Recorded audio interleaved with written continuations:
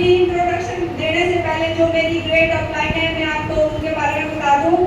मेरी grade upline Shri Gyanchand Garg ji है, जसविंदर जी है, अवतार सैनी जी है, और मैं उनके सानिध्य में जो है इस बिजनेस को सीख रही हूँ। और वो लोग हमको जो है हर फील्ड में जो है नॉलेज देते हैं हर प्रोडक्ट की। तो मैं उनके लिए बहुत बहुत धन्यवाद करती हूँ उनका। और जो मेरे मेंटर है, जो मेरे गुरु है मिस्टर अजय ठाकुर जी, मैं उनको भी धन्यवाद करती हूँ, क्योंकि उन्होंने मेरी जिंदगी में कभी भी डिमोटिवेट होने नहीं दिया, हमेशा मोटिवेट रखा। जब भी मैं इस बिजनेस को लेकर के एक्टिव हुई तो उन्होंने मेरे को हमेशा पॉजिटिव किया।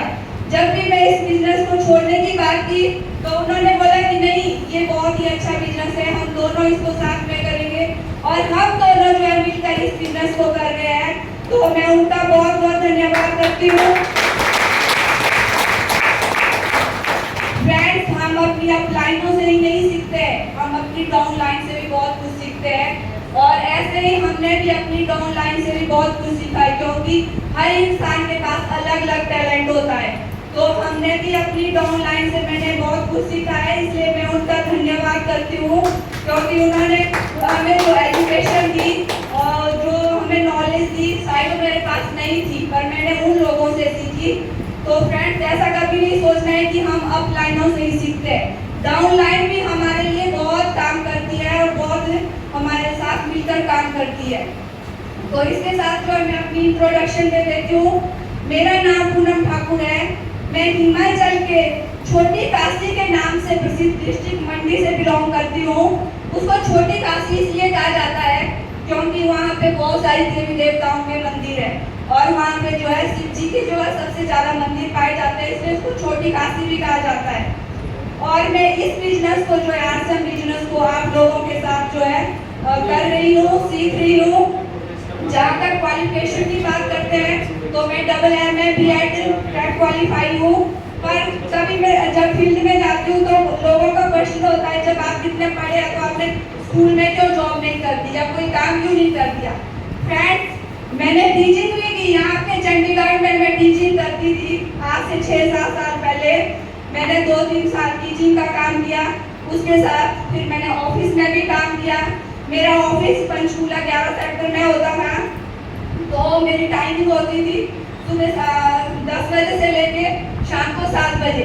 तो मेरे को, मैं हल्लोबाजरा में रहती थी, तो मेरे को सुबह 8 बजे निकलना पड़ता था, तब जाके मेरे को 10 बजे वहाँ पहुँचना पड़ता था, क्योंकि पहले मेरे को जीरकपुर जाना पड़ता था, फिर वहाँ से पंचकूला जाना पड़ता था। इस तरह से जो है टाइम बीत रहा था। जब सर्दियों के दिन होते हैं उस टाइम ज़्यादा टफ होता है, क्योंकि उस टाइम अंधेरा जल्दी हो जाता है।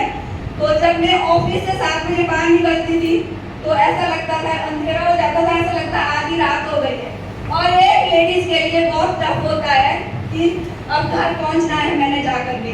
तो उस टाइम मेरे को टेंशन ये होती थी कि मैं घर कब पहुंचूंगी, मेरे को ऑटो मिलेगा कि नहीं मिलेगा।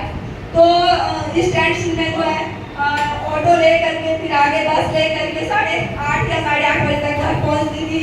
फिर घर में आकर के खाना बनाना, बच्चे का होमवर्क नहीं हुआ वो करना, कपड़े भी होते हैं, लेडीज के कितने काम होते हैं, बहुत सारा काम होते हैं, तो सारे करने, फिर सुबह दोबारा वहाँ पे जाना।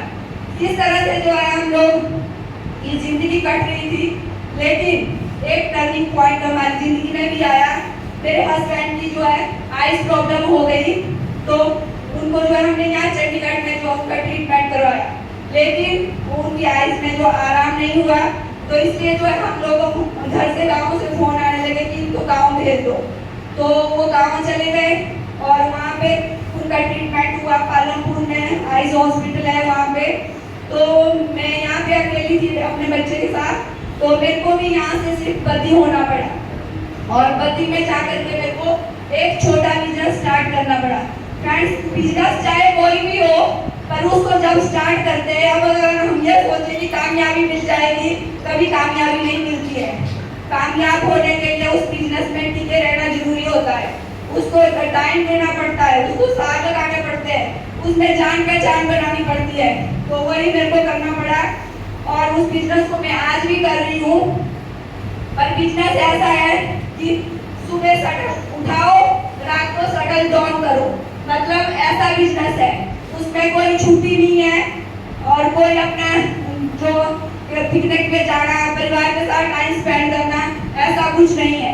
तो फिर जब कोरोना काल आया, जैसे पूरे हिंदुस्तान में, पूरे भारतवर्ष में, पूरे विश्व में जो लॉकडाउन लगा हुआ था, उस दौरान मेरे को एक एहसास हुआ कि हमारे पास कोई एक्टिव इनकम तो है, पर पैसिव इनकम हमारे पास नहीं है।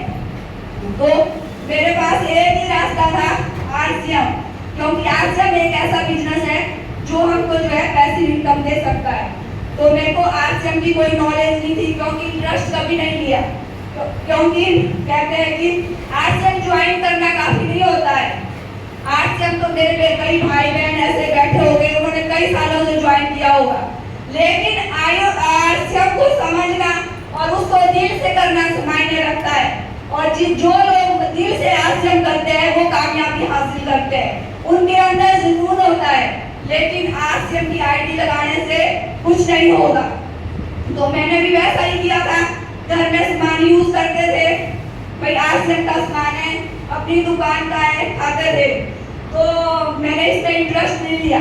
मेरी ग्रेटर क्लाइंट जी आते थे तो मेरे को ये बोलते थे कि आपने किसी को शैम्पू के बारे में बताया, आप यूज करते हैं शैम्पू? तो मैंने यही बोलती थी, हाँ करती हूँ, मैं यूज करती नहीं थी, मैं सच्ची बात बताऊँ, मैं करती नहीं थी। तो मैं यही बोलती थी हाँ करती है। तो बताओ कि उसमें क्या अच्छा लगा उसमें? तो बोलने के लिए कुछ नहीं होता था। तो क्योंकि इंटरेस्ट जब तक हम किसी चीज में नहीं लेते तब तक हम उसमें कामयाबी नहीं ले सकते हैं। तो लॉकडाउन के दौरान आपको बताया कि जूम के माध्यम से कितनी मीटिंगें हो रही थी, कंपनी की मीटिंग है, प्रोडक्ट की मीटिंग है, हर चीज की मीटिंगें हो रही थी, अपने ग्रुपों की मीटिंगें हो रही थी। मैंने उसमें ही सीखा इस चीज को। मैंने तब जाकर के सोचा कि मेरे को इस बिजनेस की नॉलेज लेनी चाहिए। तब जाकर के मैंने प्लान को समझा, इसके बेसिकों को समझा कि है क्या ये बिजनेस। फिर जाकर के मैंने इस बिजनेस को करना स्टार्ट किया। और मैंने जब स्टार्ट किया तो मेरे को ऐसा लगा कि मेरी शॉप है तो मैं क्या KSO ले लेती हूँ, जो कि सोल का KSO है मैं वो ले लेती हूँ। तो मैंने KSO ले लिया, लेकिन प्रोडक्ट की मेरे को नॉलेज नहीं थी। जब तक हमारे पास प्रोडक्ट की नॉलेज ही नहीं होगी तो हम किसको सेल करेंगे, क्योंकि मार्केट में तो इतने सारी प्रोडक्ट है। अगर हम किसी को बताएंगे तो वो ये बोलेंगे कि आपका प्रोडक्ट महंगा है, ठीक है, और मार्केट में तो इतनी नॉलेज नहीं थी। तो मैंने जैसे कैसे करके पूछा, तो इस दौरान जो मेरा पिन अजीब हो गया, तो मेरे को कॉल आई कि आपका पिन